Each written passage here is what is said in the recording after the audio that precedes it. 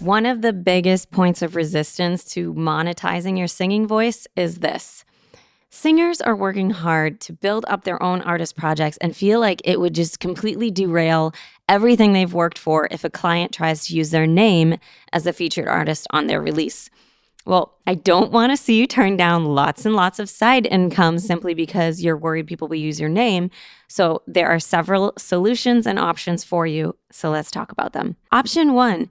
You can be invisible from the start. You can just put your first name on all the websites you offer vocal services on, like SoundBetter, AirGigs, Vocal, so they won't even know your artist name, but this might decrease sales a little bit. I personally do put my full artist name on my profiles, and I share my credits and accomplishments as well, because this is building trust with potential clients. It also allows them to Google me, which might lead them to stumbling upon my other services like acapella licensing, sample packs that I sell. So I really think it is a good idea to use your full name and not leave some money on the table. Option 2, you can name your price. Honestly, having a high price to use your name as a featured artist will often solve the problem for you and price people out from even trying to use your name. You can even place the blame on someone else, saying something like, "My management would need to approve the use of my name and fee," giving you the right to refuse a name altogether if the song is just like so bad. Option 3, and this is a good one, have a pseudonym ready.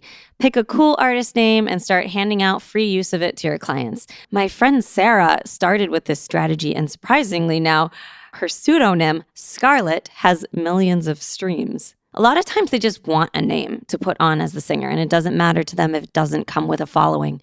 But many people will want to use your name specifically because of your following, and that's when you can choose to name your price, or Option 4, just have a strict policy in your terms of service that the use of your name and likeness is just not allowed. However, I do need to warn you, you do run the risk of people not reading, which super sucks, and a client could very well credit you on distribution without your consent. So check Spotify now and then, and if you see new unwanted songs populating on your profile, the best and easiest way to get that fixed is, unfortunately, by asking the client very, very nicely to go into their distributor backend, and they'll have to request the change.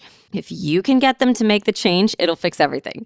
But if they don't, you can serve them with a cease and desist or file a copyright infringement claim with Spotify, Apple, everyone else, and that is a major headache. I know I said I've got solutions, but you should also still be prepared for these mishaps. They are very rare, but let me ask you, is that mishap worth it to you if I told you you could be making over $100,000 a year as a demo singer and custom songwriter? It's up to you. I use a combination of 2, 3, and 4. My profile terms all state that my use of name and likeness is not permitted, but people still ask me, so when they do, I'll offer them my pseudonym. If I actually like the music, plus they want to pay, I'll charge them to use my name, and I'm okay with it. There is an option 5 for special cases, and I highly recommend, as often as you can, if you can tell a client is super talented and possibly successful, ask them to send their Spotify link because you'd love to check out their music.